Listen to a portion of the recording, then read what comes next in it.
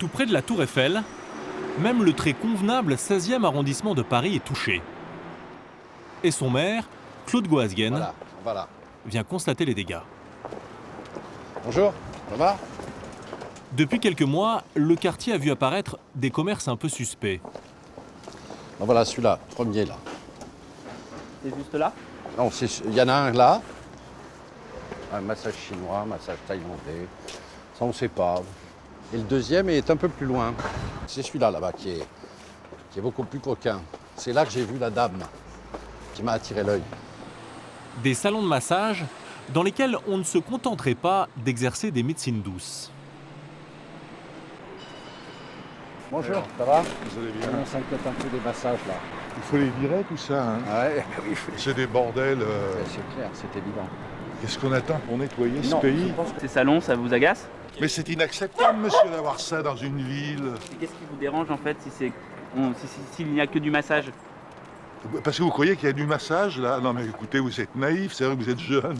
Et il y en a de plus en plus hein, dans le 16e. il y en a 60 dans le 16e, 180 presque dans le 17e. Dans le 17e aussi? Oui, parce que là où il y a de l'argent. Oui, ça c'est clair. Ouais. Bonjour Miss. Le maire poursuit sa petite enquête chez les commerçants.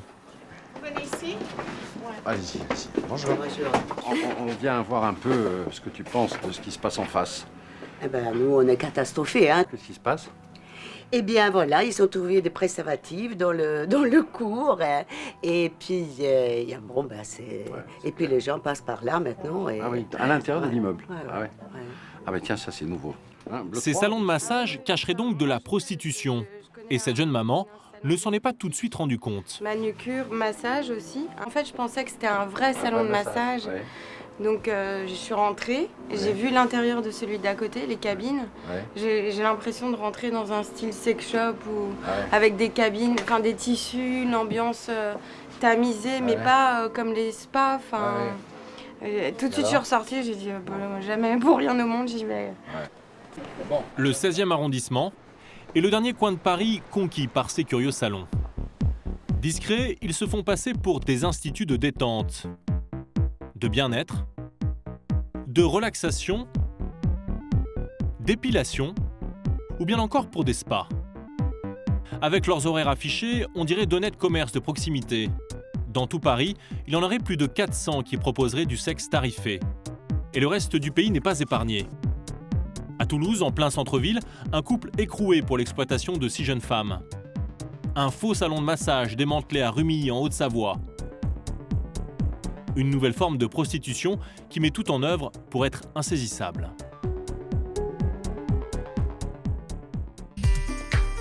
Les clients sont le plus souvent recrutés sur Internet avec des petites annonces. On y voit des jeunes femmes en tenue légère, mais comme en France le racolage est interdit, il n'est jamais question de rapport sexuel. Tout est suggéré. Chinoise de 25 ans, 1m54, 50 kg, 85B, pratique des massages inoubliables.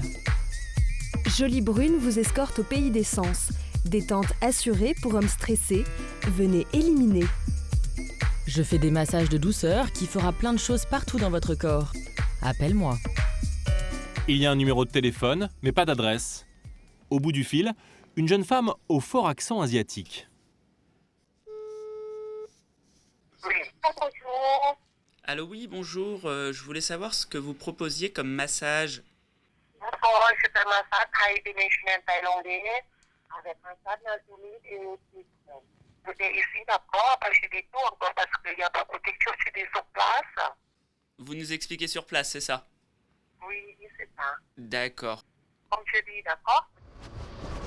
Nous nous rendons à l'adresse qu'elle nous a indiquée avec une caméra cachée. Et à l'entrée, la jeune femme qui nous accueille est beaucoup plus directe.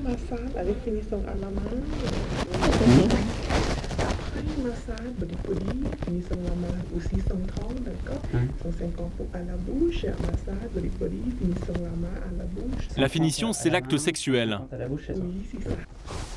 Tout se passe dans cette cabine. Nous demandons un simple massage tarifé 100 €. Du coup, la jeune femme ne touchera rien, car les 100 € iront au propriétaire du salon. Elle ne gagne de l'argent qu'avec les finitions à 30 ou 50 euros. Et donc, elle insiste. Vous faites pas finition, c'est ça? Comment? Vous faites pas finition, c'est ça? On verra après, mais pour l'instant, Je sais pas la fille. D'accord. Même, c'est possible pour toute nuit comme ça, pour enlever et tout. je peux garder mon caleçon, je suis un peu timide. D'accord. 40 minutes plus tard, la jeune femme revient à la charge. Tu n'as pas finition? Non, mais je voulais juste un massage. D'accord. Et cette prostitution cachée ternit la réputation de tout un secteur. Un peu plus loin, dans Paris, un véritable salon de massage asiatique cette fois-ci. Depuis quelque temps, les clients ont manifestement pris de mauvaises habitudes ailleurs et la directrice, Johanna, collecte les plaintes de ses salariés.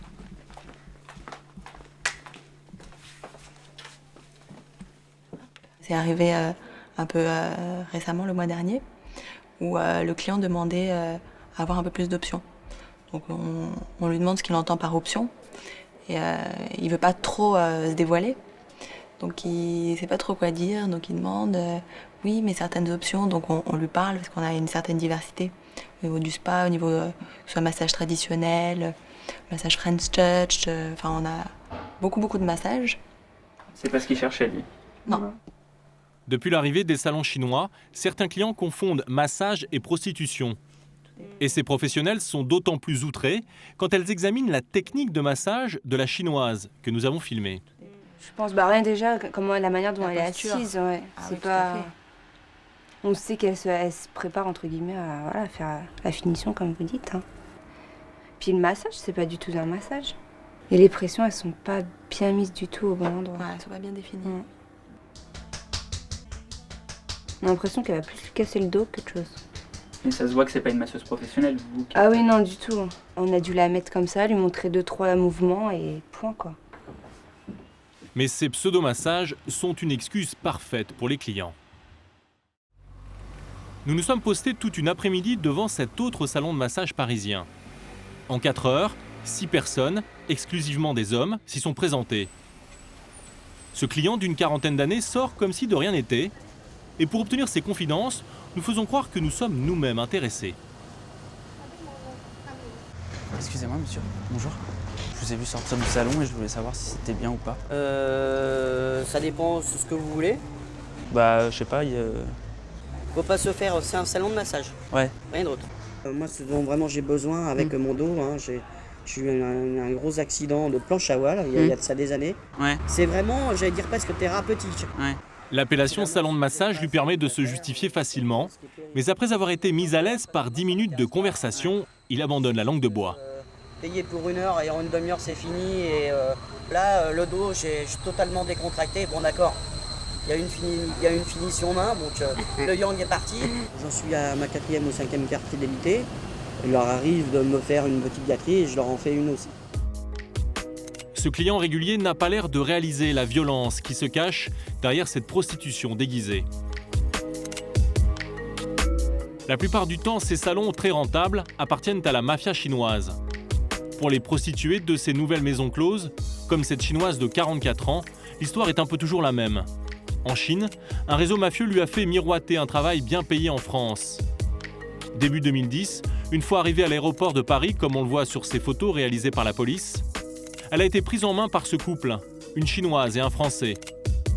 Très loin de chez elle et isolée, elle a été alors contrainte de se prostituer dans leur salon de massage avec 3 autres Chinoises. Le commissaire Yann Sourisseau a démantelé ce réseau où les jeunes femmes étaient prises au piège. On leur explique qu'il faut bien payer leur logement, qu'il faut bien payer leur nourriture, qu'il faut bien payer l'ensemble de la logistique qui est mise à leur disposition. Et donc que le seul travail qu'on leur propose, c'est celui de prostituer. Et donc, de toute façon, si jamais elles ne travaillent pas comme prostituées, elles se retrouvent dans la rue. Ne parlant pas français et étant en situation illégale sur le sol français, elles n'ont pas d'autre choix.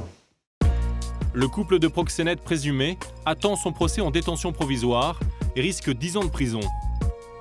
L'année dernière, à Paris, la police a démantelé une quinzaine de salons. Mais dans le même temps, il s'en est créé beaucoup plus.